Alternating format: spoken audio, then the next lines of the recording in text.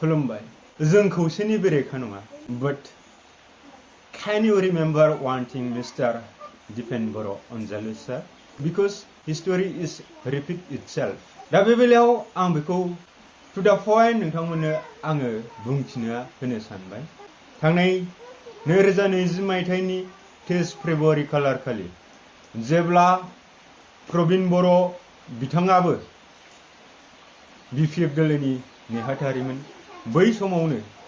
दुलाराय बर' फरायसा आफादनि आफादगिरि मिस्टार दिपेन बर' बिथांखौ खावलायदोंमोन जेब्ला 2020 मायथाइनि 27 जानुवारि खालारनि गोजोन गोरोबथानि उनावहाय बै समाव इउपिएलआ 12टा आरो बिपिएफ दोलोआ 17टा सिट देरहानो हादोंमोन बै समाव बिपिएफ दोलोनिफ्राय दिपेन बर' बिथांनिसिम गांसे बिपिएफ दोलोनिफ्राय लाइजाम थांदोंमोन जाहाथे इउपिएल आरो बिपिएफ खौ जथायै सरकार दाहोनायाव दिपेन बर' बिथाङा मदद खालामनांगौ होननानै नाथाय दिनै दिपेन बर'आ थांनाय 5 बोसोरनि सिगां बे खामानिखौ मावनो हायाखैसै नाथाय दिनैनि समाव खौसेनि थाखाय बिथाङा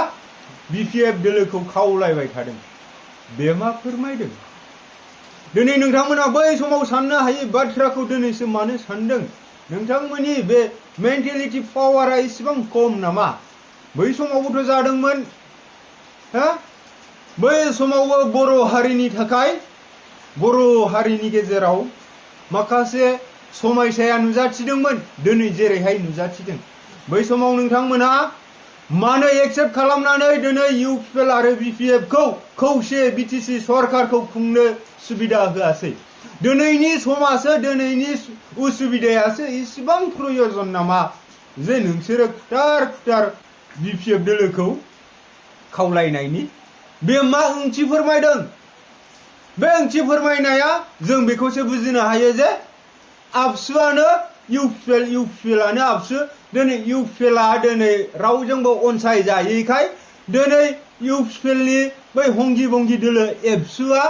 गावसोर नैबे बिटिसि बिसायख'थिनि उनावहाय मोनजानाय नंला साननानै दिनै बिपिएफ दोलोखौ खुथार खावलायदों मा राहा लानानै खावलायदों बबे लामाखौ लानानै खावलायदों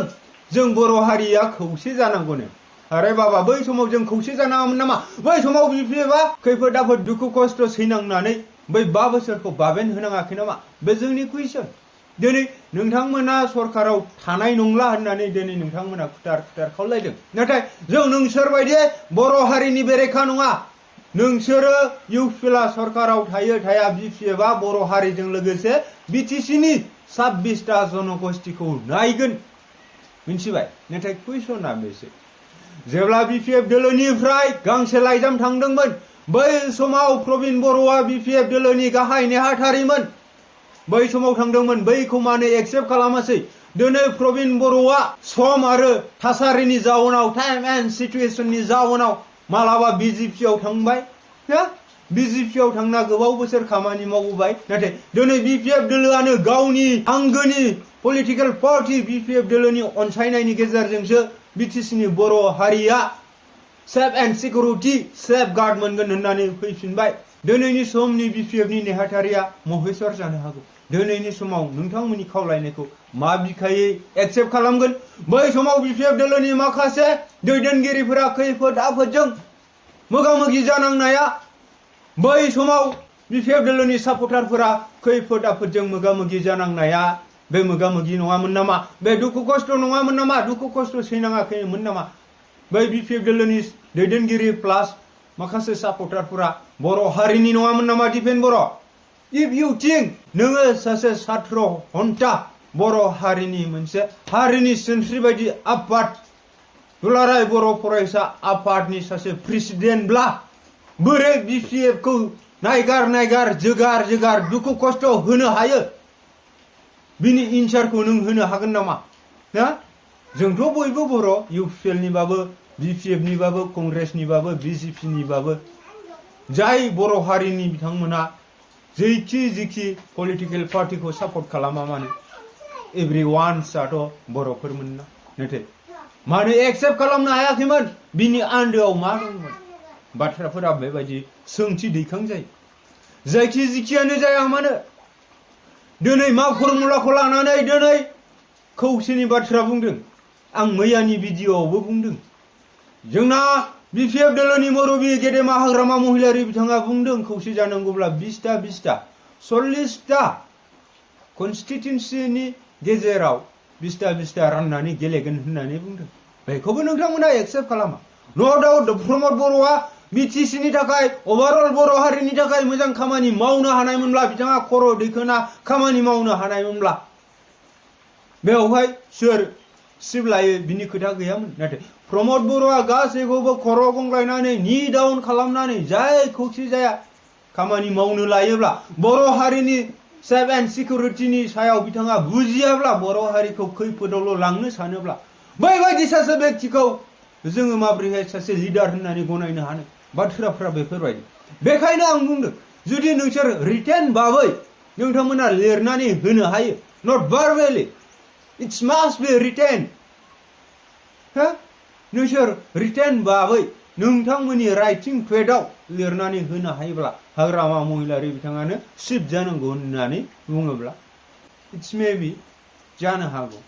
गेदेमा बिथांमोनाबो साननो हागौ बाथ्राफ्रा बेफोरजों थाङो आं गोबां गोलाव खालामनो सानाखै समा संखेब जों बिपिएफ हिसाबै बिपिएफ दोलोनि सापर्टार नोंथांमोना गिनांगौनि बाथ्रा गैया बेले बेजे खोथा दासान हाग्रामा महिलारिया जोंना चिफ जाखाबाय देरहाखाबाय 100% जेरैहाय बिपिएफ दोलोनि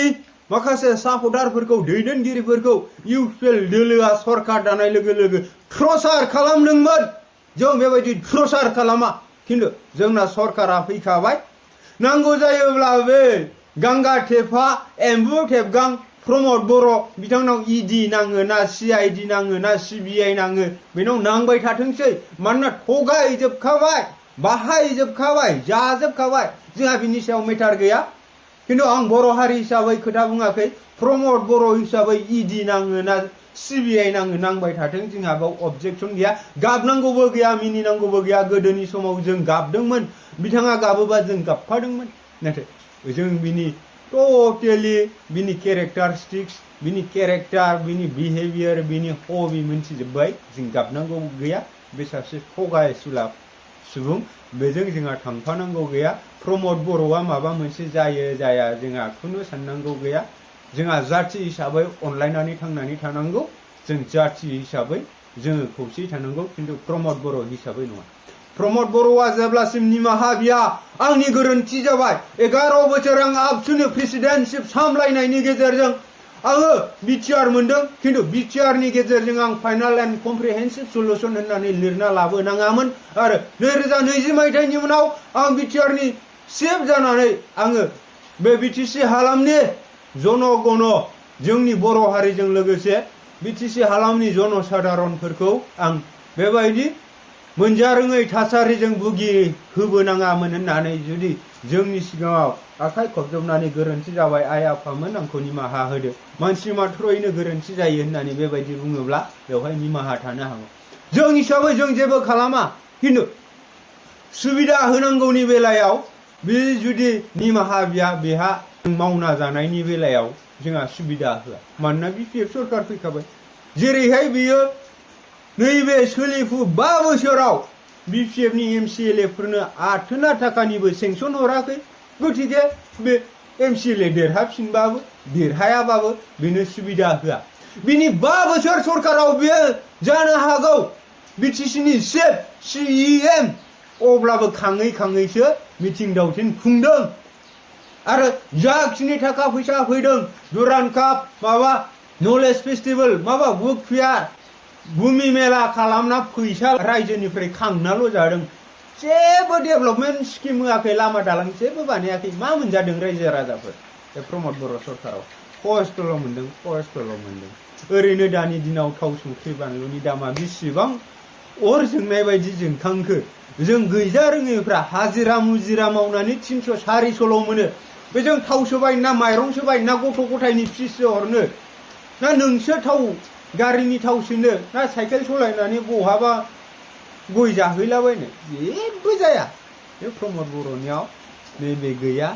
आरो नैबे अन्थाइ बिखा प्रमदना आं गोलाव खालामनो सानासै जायखिजाया दिपेन बर' नोंथाङा जुदि गमामायै जाथिखौ सानोब्ला थांनाय 2020 मायथाइनि 23 फेब्रुवारि खालार खालि जेब्ला BPF दोलोनि नेहाथारि बे समाव प्रबिन बर' बिथाङानो दंमोन। बे समाव BPF दोलोनिफ्राय गांसे लाइजाम हरदोंमोन UPL आरो BPF खौ खौसेयै जुथायै सरखार दाहोनांगौ होननानै। बे खोथाखौ खनसे गोसोखां आरो मिडियायाव खनसे बुं, गोरोन्थि जाबाय होननानै बुं आरो गोरोन्थि जाबाय होननायजों लोगोसे हाग्रामा महिलारि बिथांखौनो BTC नि चिफ खालामथारनांगौ होननानै रिटेनबाबो लिरनानै हर, अब्लासो। नङाबा नोंनि बुंनायजों गनायालै दिपेन। नों उदालगुरियाव मा इन्टारप्राइज खुलिदों? नों UPL निफ्राय गोदोनासो जादोंना जायाखै? जोंनाव थर्न दं आरो आं उदालगुरि थांगासिनो, मिथिबाय? दिपेन हिसाबै आं सात्र हन्थानि आफादगिरि हिसाबै एसेबां बुंनो थाङा, बुंनांगौब्ला मेरला दं। स' थेंक इउ सै दै, गोजोनबाय। आं भिडिअखौ गोलाव खालामनो सानाखै। थेंक इउ, खुलुमबाय।